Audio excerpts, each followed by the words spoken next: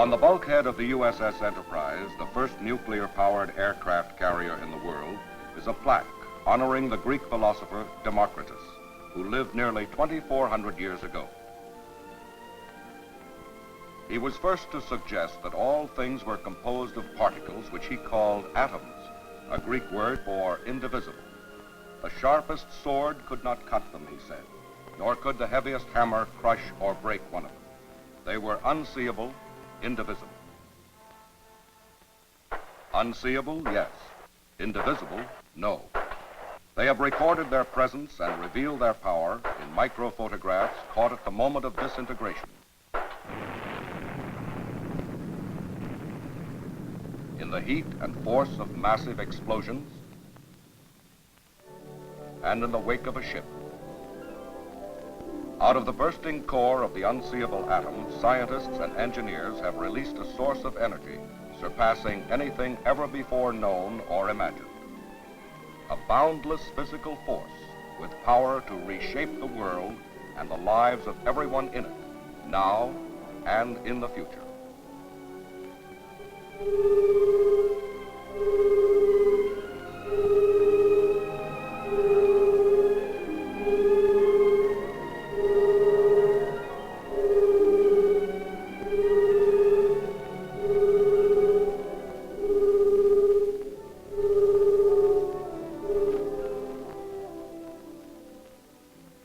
The search for ways to release and control the energy that lies in the nucleus of the atom is one of the greatest detective stories of all time.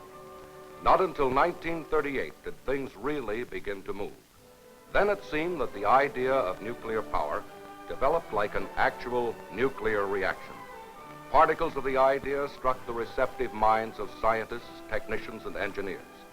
They in turn gave increasing impetus to the expansion of the idea, and the reaction is still continuing. Hundreds of inquiring and responsive intellects have contributed to the transformation of an atomic hypothesis into a physical reality that has brought into being true submersibles and surface ships that can keep to the seas for years without refueling. To call the roll of names of men and women in many countries who have contributed to nuclear knowledge would be quite a task. Therefore, let us narrow our story to one spectacular area, the development of the nuclear navy. A major breakthrough in atomic science came in 1938 when Dr. Lise Meitner and Professor Otto Hahn split the atom of uranium-238 in their laboratory in Germany. It would be 1942 before Enrico Fermi could demonstrate the possibilities of a self-sustained nuclear reaction in the United States. But before that happened, the nations of Europe were at war.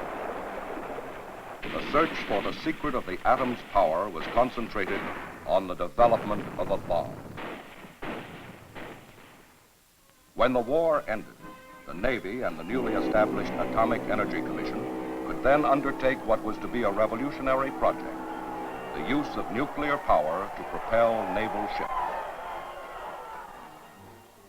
In 1946, a group of naval officers and civilians were assigned to work on the Manhattan Engineer District's Daniels Tower Pile project at the Clinton Laboratories, now the Atomic Energy Commission's Oak Ridge National Laboratory, Oak Ridge, Tennessee. Senior member was Captain, later Vice Admiral, H.G. Rickover, a qualified submariner and engineer with a strong faith in both the practicality and necessity of atomic propulsion. His convictions and determination soon made him a dedicated and efficient spokesman for a nuclear navy. He became the driving force in the design, development, construction, and operation of nuclear propulsion systems for submarines and surface ships. The hopes of Captain Rickover and the Navy were encouraged when Chief of Naval Operations, Fleet Admiral Chester W. Nimitz, approved a program for the design and development of nuclear power. With the termination of the Oak Ridge Pile project, Captain Rickover and his group returned to work with the Atomic Energy Commission. Serving as the Director, Division of Naval Reactors, United States Atomic Energy Commission, and as Assistant Chief for Nuclear Propulsion, Bureau of Ships in the Department of the Navy, and with no precedent and no technology available for such an undertaking, he had to start from scratch. He had to conceive, design, develop a reactor in detail, and build and test the countless components and systems. Under his direction, the program brought in industrial participation. In 1948, the AEC contracted with the Westinghouse Electric Corporation for the development of a pressurized water reactor plant for the propulsion of a submarine. A land prototype of this reactor plant was constructed at the AEC's National Reactor Testing Station in Idaho. Construction began in August 1950, and the reactor was first operated at power on 31 May 1953. This was the first production of significant quantities of useful nuclear power in the world. The prototype was also used to train the crews which would operate the nuclear power plant. The nuclear Navy needed highly trained and competent personnel to ensure the safe and proper operation of nuclear power plants. In 1951, the Navy awarded a contract to Westinghouse for the design and construction of a similar plant for installation in the world's first nuclear-powered submarine, the USS Nautilus. Design and development were done by the AEC's Bettis Atomic Power Laboratory in Pittsburgh, Pennsylvania. This laboratory is operated by Westinghouse for the Atomic Energy Commission. This is a simplified schematic drawing of a nuclear propulsion plant. This is the reactor, and this the steam propulsion machinery. The reactor, encased in heavy shielding, contains fuel elements of highly enriched uranium. Control rods of neutron-absorbing material control the activity of the reactor as they are inserted or withdrawn. As controlled fissioning or splitting of uranium atoms occurs in the reactor, tremendous heat results. This heat is carried to a steam generator by highly pressurized water. Here, the heat is transferred to less highly pressurized water, which is converted into steam to drive the ship's propulsion turbine and turbine generator sets. The turbine generator sets provide all the electricity required aboard the ship. This is the system that went into the Nautilus. The keel of the Nautilus was laid at General Dynamics Electric Boat Division at Groton, Connecticut on 14 June 1952 by President Truman. She was christened by Mrs. Eisenhower on 21 January 1954. From the very initiation of the naval nuclear propulsion program, it had drawn the fire of certain critics and skeptics. But the Atomic Energy Commission and the Navy's advocates of nuclear power had been strongly supported by the Joint Congressional Committee on Atomic Energy. On 17 January 1955, Commander Eugene Wilkinson, first skipper of Nautilus, sent the triumphant message, "Underway on nuclear power." To the non-believers who had questioned the practicality and reliability of nuclear power, Nautilus soon gave answers that more than answered the questions.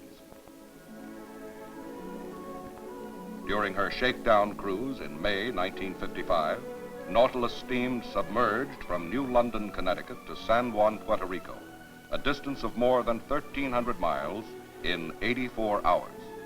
This distance was 10 times greater than that previously traveled continuously submerged by a submarine. It was the first time that a combatant submarine had maintained such a high submerged speed, about 16 knots average, for longer than an hour.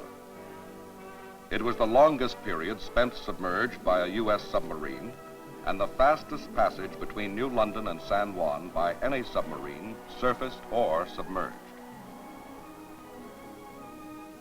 In 1958, with Commander William Anderson as captain, Nautilus spent 4 days under the Arctic ice, going from the Pacific to the Atlantic and passing directly under the North Pole.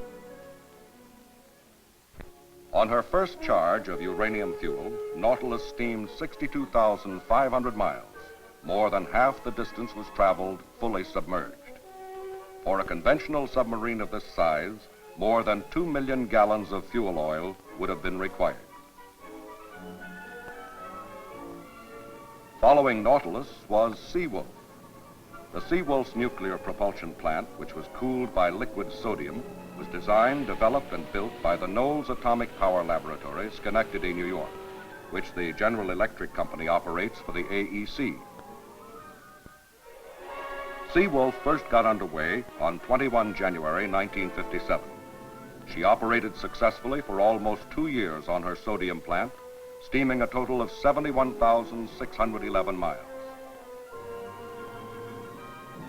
In 1958, she completed a record-breaking 60-day submerged run. However, the pressurized water reactor proved superior for naval applications, and further work on sodium-cooled reactors as a means for propelling naval ships was abandoned.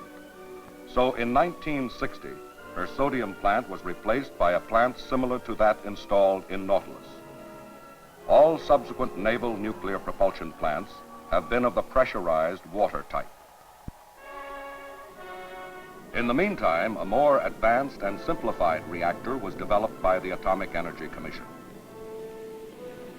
This plant, designated as the Submarine Fleet Reactor, was installed in the attack submarine Skate, Swordfish, Sargo, and Seadragon, and the missile-firing Halibut.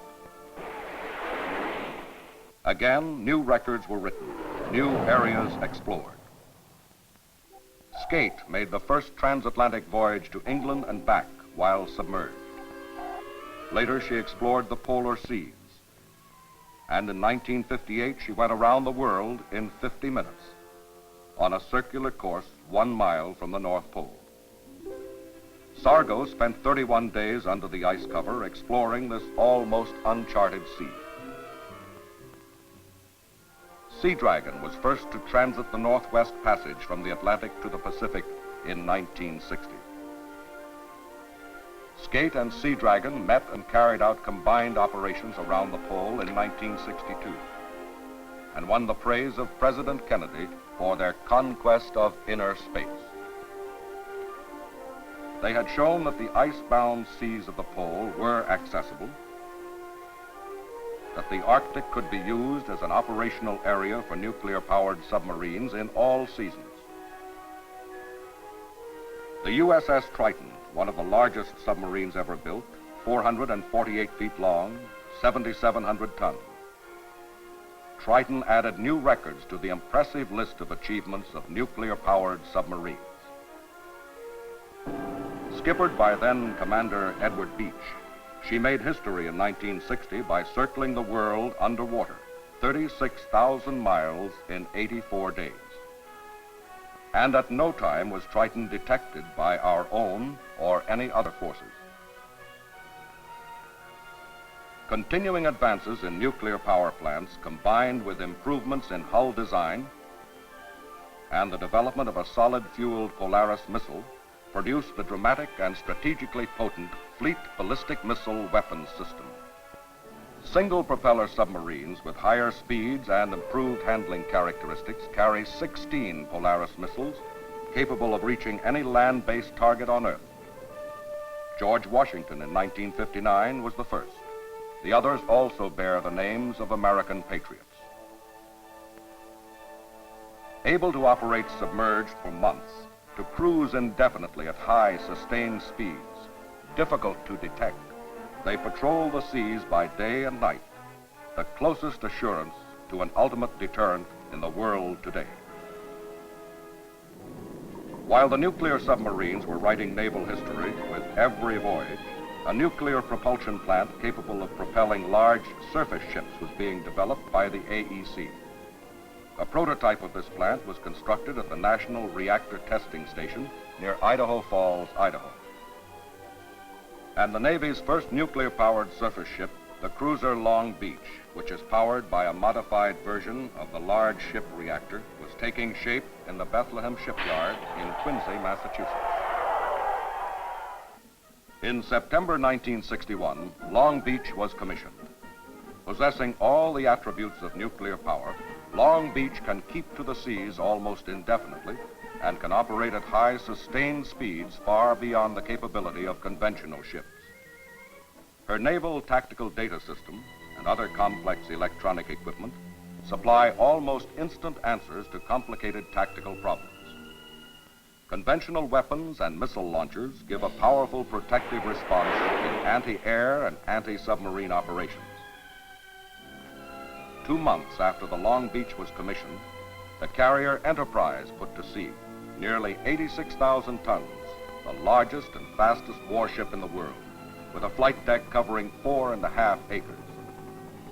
Her 8 nuclear reactors produce in excess of 200,000 shaft horsepower to drive her across the seas of the world at speeds in excess of 30 knots. Because the Big E needs no fuel oil to run her reactors, she can carry extra aircraft fuel and ordnance to keep aircraft operating longer than similar fossil fuel carriers. As with all nuclear-powered surface ships, the absence of smokestacks and corrosive gases vastly decreases maintenance problems and permits the use of more effective fixed-array antennas. And flying conditions are improved by the freedom from smoke and hot gases across the deck. A wide range of armament, speed, and detection facilities make the nuclear carrier less vulnerable to attack. The third nuclear-powered surface ship, Bainbridge, a guided missile frigate, was commissioned in October 1962 and further demonstrated the advantage of nuclear propulsion for combatant surface ships. With her speed, endurance, and specialized weapons, she is well equipped for her task of providing a shield against enemy air or submarine attacks, or to operate efficiently on independent missions. In the early summer of 1964, Enterprise, Long Beach, and Bainbridge were deployed to the Mediterranean, assigned to the 6th Fleet to form the world's first nuclear-powered task force. On 31 July, the 3 ships were designated as Task Force 1, with orders to carry out Operation Sea Orbit. The cruise was to demonstrate the capability of these nuclear-powered ships to maintain high speeds for indefinite distances in all environments of weather and seas without refueling or replenishing of any kind, to demonstrate the strategic mobility and utility of this element of U.S. power, to show these powerful modern ships and aircraft to people in remote areas of the world, to demonstrate the ability to reinforce U.S. power quickly in remote areas with a force ready to fight, to show the ships and their facilities to military and government leaders along the track of the orbit. Distinguished guests from Africa, Asia, Australia, and South America were flown aboard on 16 different occasions.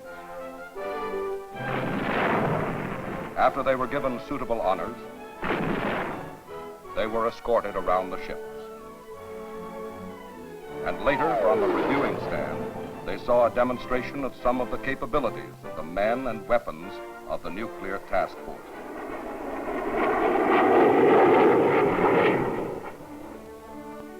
The course of sea orbit followed around the coasts of Africa and up to Pakistan, south and east to Australia and New Zealand, continuing easterly along the roaring Forties, around Cape Horn, up the coast of South America, and on to Norfolk.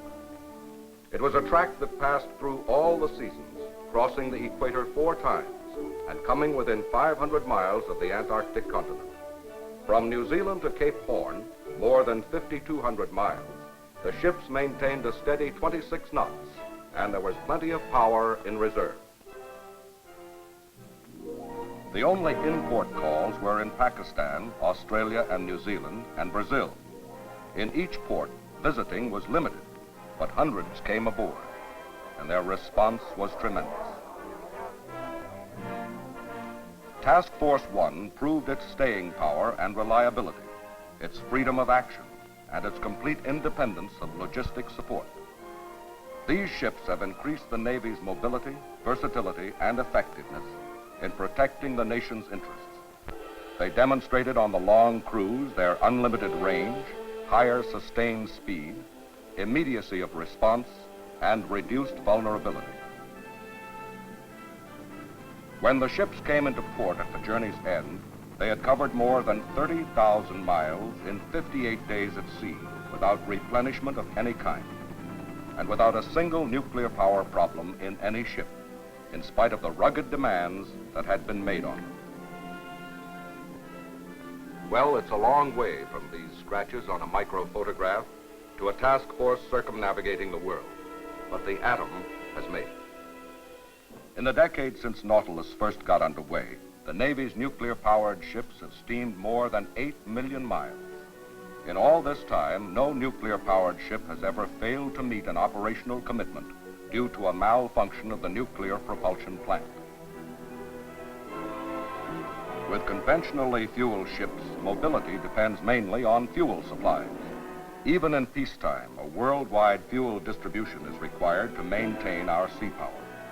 And in wartime, there must be an availability of oil stocks, storage facilities, tankers, and escorts to protect them. Protection is even more necessary during the actual period of replenishment. In heavy weather, refueling is often impossible. At times, this has caused destroyers to turn back for lack of fuel. And sometimes an entire force can be immobilized by an attack on the relatively vulnerable fuel train.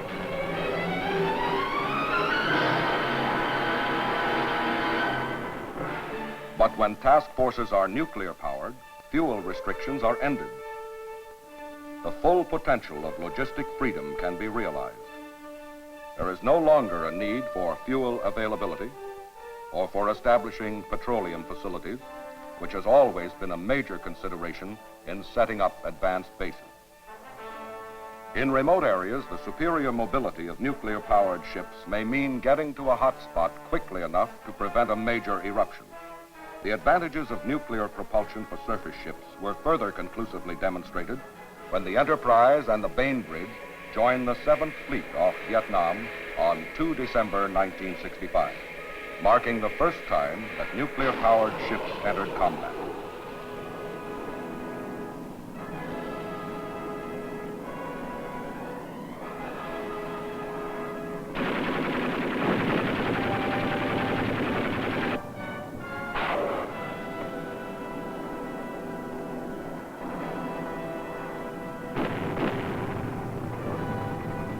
During the transit from Norfolk, Virginia to Subic Bay in the Philippine Islands, the two ships maintained a speed of advance in excess of 20 knots for the entire 16,000-mile trip, despite the fact that flight operations were conducted for 9 days and 3 nights, arriving with sufficient jet fuel remaining to conduct days of heavy combat operations. The Enterprise, on her second day of operations, demonstrated her high state of readiness following this long transit by setting a new daily record for combat sorties by any aircraft carrier performing in-country support.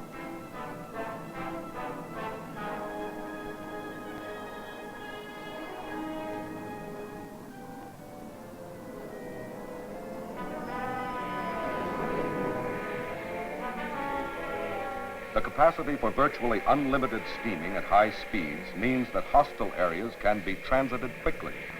Submarine contacts or heavy storms are more easily avoided. Fast retirement can be made from the threat of air attacks. The element of surprise is increased, especially with the elimination of telltale oilers. The absence of smokestacks and air intakes makes it possible for nuclear ships to be buttoned up and washed down automatically in the event of atomic, biological, or chemical attack. The tremendous reservoir of power in the nuclear reactors is able to meet the constantly increasing electrical demands of communications, radar, sonar, and the naval tactical data systems, as well as the new weapons systems and the requirements of flight deck catapults. Another benefit of nuclear power is greater maneuverability. Instant power, power to move ahead, stop, or back up quickly. Among other advantages, this immediate response minimizes the exposure of a carrier to enemy attack as it comes about to launch or recover aircraft.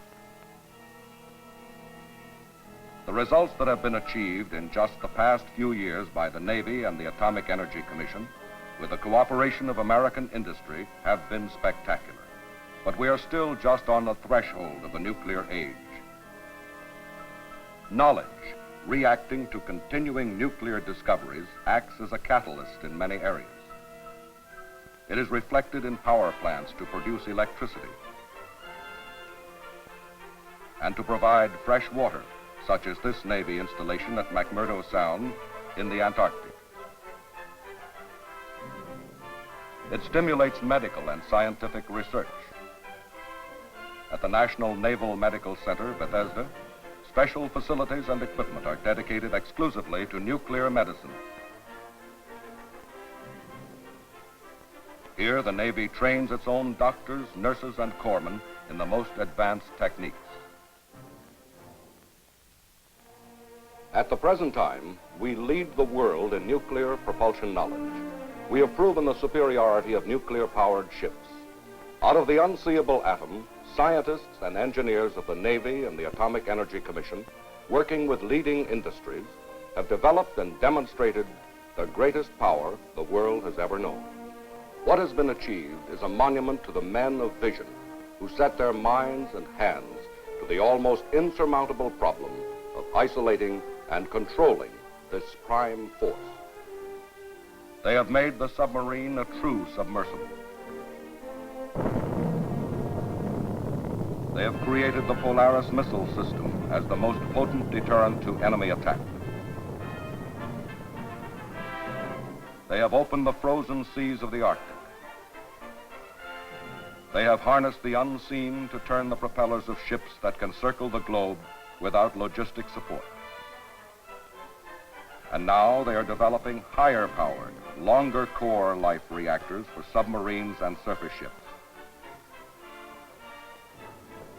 2 reactors, each producing about as much power as 4 of the Enterprise reactors, and with fuel lasting for approximately 13 years of normal ship operation, will propel the next generation of aircraft carriers to be constructed.